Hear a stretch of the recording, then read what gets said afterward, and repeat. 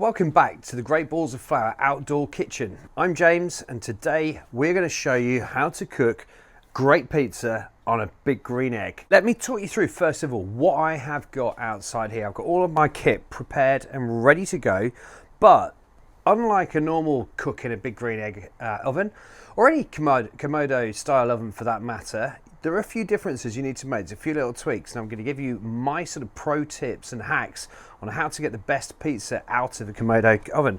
First of all, I've set it up. It's been running now for around about half an hour to get myself up to temperature, to get the oven and grill right to where it is.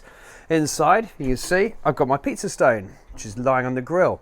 But eagle-eyed amongst you might notice this little contraption down here, which is called an Inkbird. An Inkbird, I think, is a fabulous piece of kit, frankly. So here you go. You can get it on Amazon, link down below. Wonderful life changer, not just for when you cook pizza, but for also when you're cooking just generally anything like steaks. It's got a lot of temperature probes that will go inside it. What I love about this piece of kit is it links up to your phone. It is very similar to the Big Green Egg Genius, but unlike that, it's a fraction of the price, and I believe it does the same job. Essentially, it's a temperature controlled fan. The thermometer, you can see, is running up here, goes in and sits at the back of my stone, so I can get a constant reading. Now what I'm trying to do there is get my temperature up as close as I can to the reading on the right, 300. I've just opened the lid, so it's dropped a bit, but I was at around about 294. That is perfect. My second piece of kit, the wonderful laser thermometer. You can't go without one of these, frankly, whether you're cooking on a pizza oven or whether you're cooking on an egg. So what I do with the egg is I will take it and I'll pop it through the top vent just to have a look and see what my stone temperature reading is. And I want my stone temperature reading to get to about 225 degrees. I think I can take that one at 224.7. I'm happy with that, so we can get on and have a bake. Everything else that I've done, when I've had my Inkbird in, I've got my vents closed. I've got this vent open, so I've got the air circulating around. It's pushing the heat through the fire. The charcoal inside it is getting a really nice amount of air to heat it up. On the side here, I've got the Big Green Egg pizza oven wedges, which I will put in a second. Now I think these are roughly, from memory, around about £75 on the Big Green Egg website. Again, I've got a little hack that will save you a pretty penny. Now I know with the Big Green Egg, you don't cook pizza on it all the time, and it's one of those things you may cook on a pizza on it occasionally. So I don't really necessarily think you should be investing £75 for the wedges unless you're really going to be cooking pizza on it every weekend or every other weekend. So what are the wedges? Essentially bits of metal that look like curved wedges. We'll put those in a moment. But before I do, let me give you my other pro tip and hack. And I think this one is fantastic because this will cost you about £2 down at any builder's merchant. Essentially, get yourself a brick. There we go, put that the wrong way, but you see what I've done there? So that's one brick for £2. This was a good one because it had the lines already down the middle for me, so I could get my sledgehammer out and go, break it in half. Watch this, and you'll see what I'm going to do. So the Big Green Egg wedge essentially wedges the door open so you get a really nice controlled flow of air because you close your top vent. That creates the heat across the dome, which cooks your pizza on top whilst also cooking it from underneath. So what you do with these, I place these at around about 10 to 10, just at the back. I can feel that heat here. I close it, and you'll see in a moment that gives me pretty much exactly the same solution to what the wedges do, but at a fraction of the price. There we go. Anyway, let me just keep that closed for a second because I'm going to get on and build my pizza. Important for building your pizzas when we're doing ours. I have my kit set up here. I've got my pizza peel, I'm ready with that. I've got my pizza turner. I've got all the bits and pieces I need to make sure I can prepare it. I have a little pot of water. I have a tub. This is just an old sandwich container of flour. This is just regular flour. Any flour will do at this stage. And then I have my two go-tos that are really important when I'm making a pizza. Firstly, my preparation dust, which I will show you how I use in a second, and my peel or paddle dust. And that again is an absolute fact, that is the lifesaver when it comes to any pizza making. So first of all, take my dough ball. This has been resting for quite a few hours now, it's ready. I'm just going to dip my fingers into the water, and you'll notice I haven't put anything on my work mat there. So I just ease the dough very gently out of its container. Now you might be using a spatula to get it out, and make sure you don't roll it back up in a ball, because all that gluten tightens up if you do that. And then because it is a bit sticky, I'm just rolling this very lightly around that flour. That goes to one side. That's it for this pizza dough ball. That is it. Now I sprinkle the wrong one. I shall get the right one. I sprinkle my flour preparation dust. This has got 3 different types of flour and semolinas in it, which is perfect for it. We think it's got the right balance of just coarse amount of semolina, fine semolina, and some flour. You can get both of those products on greatballsoflour.com. And then press your dough ball out as you would any normal dough ball.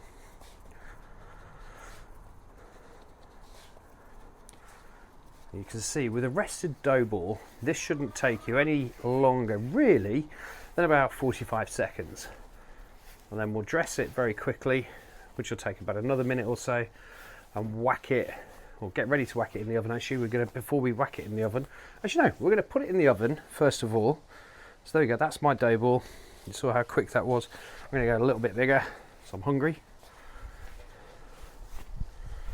So that's my dough ball there, beautiful. That's around about 12 inches, 30 centimeters in diameter.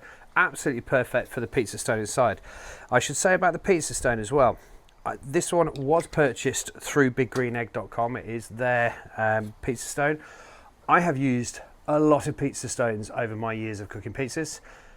You don't have to also get a Big Green Egg one for this, because it possibly is a little bit more expensive. And again, that reason I said earlier, you might not be cooking pizza on your Big Green Egg all the time.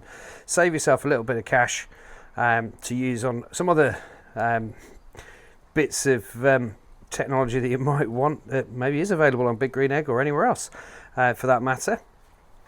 But you save it. So go to Amazon or go somewhere else, you'll find a very good quality pizza stone from another source. Then I've got here some cheese. This is mozzarella cubed, Italian mozzarella cubes.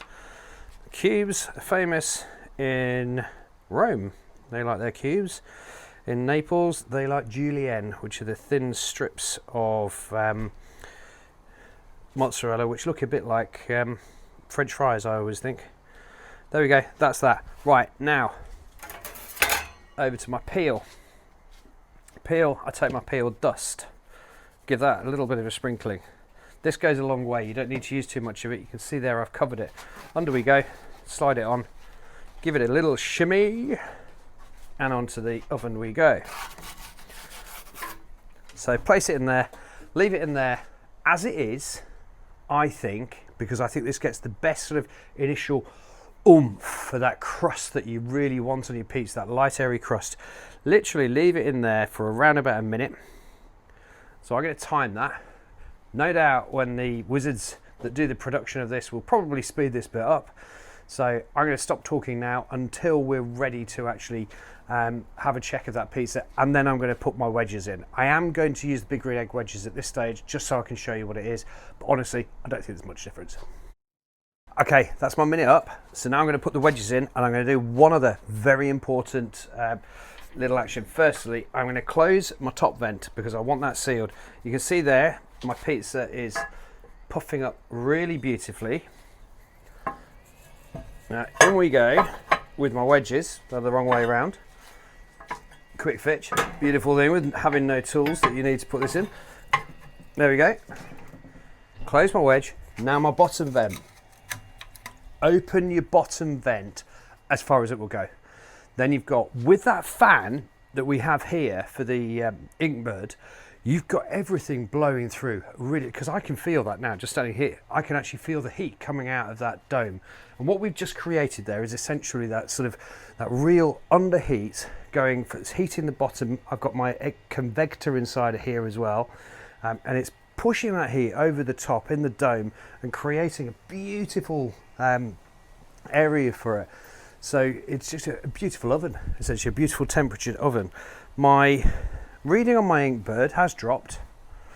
It's gone down to about 250 now, 255, but it'll come back up again, and you'll see that as you're monitoring it through it. Now this pizza is going to take around about 4 or 5 minutes or so to cook. I recommend halfway through, and we're getting to that moment now, I recommend that about halfway through you give it a spin with your pizza turner. So I'm just going to watch it. We might speed this bit up a bit again. There we are. I think we're about halfway through now. So I am just going to spin it around. So you can see here I'm getting a lovely airy crust actually developing on that. Back in we go. And that will now allow the other half of the pizza base to really puff up, and that crust to be able to become really airy, and then it will start to brown, and you will see a lovely browning both on the base, underneath from the stone, and on top as well. Right, it's time to check on the pizza. We've given it about another 4 minutes on top of that, so 6 minutes in total is where I would say. I can see it was bubbling away there deliciously. And there we go, yeah. I'm just going to spin it around again a little bit. Probably needs another minute or so. In fact, I might bring it just closer to the front. You can find you vary it, and it's so, unlike a normal pizza oven, it's almost the reverse. The front of the pizza, of the egg, will actually be the hottest and warmest part. But you move it around, make sure you move it around that stone. You've got 12 inches to play with, so you can just sort of rotate it a little bit as you want. Just don't touch it too often. It's a little bit like grilling, frankly. You don't want to open it too much because you're going to let the heat come out, and you want that heat to be coming and cooking from underneath as well as cooking from the top. So let's give that another minute or so. I think we're pretty much done. So I can just test that a little bit, have a look underneath. I can dress this now. First things first on this, I'm going to leave it to one side, and I can see the coals there burning absolutely beautifully brightly. I've got another pizza which I'm also going to cook on this. I'm going to give that 5 minutes so that it's enough time to allow my stone to reheat. What I can do, depending on how you want to, depending on what you've got your set up, what you can do at this stage to get that heat right up is with your oven gloves, because these steels are going to be hot. You can take your wedges out, open your top vent again fully, and get that heat to really come through. So you've got that heat kicking out again. While I've been doing that, this other pizza over here has relaxed and rested. So we're going to slice that up. Smell of the pepperoni is delicious. You know what? For personal taste, what I think is missing is a little bit of chili olive oil. Which can't go wrong with a little bit of chili olive oil. Just give that a drizzle on there. But there we go. So there you have it.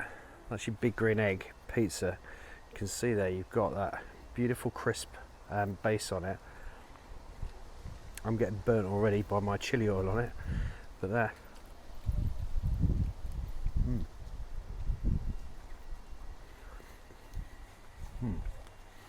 This pizza I can eat every day. It's delicious. If you like this video, please give us a like, and also subscribe to us. We do offer quite a lot of different videos. If you like your pizza making, head over to greatballsoflour.com, pick up everything you need for all your pizza kit. We've got some great pizza mixes as well, as all the dough balls. Thank you very much for watching, and any comments, leave them down below or follow us on social media. Thank you very much.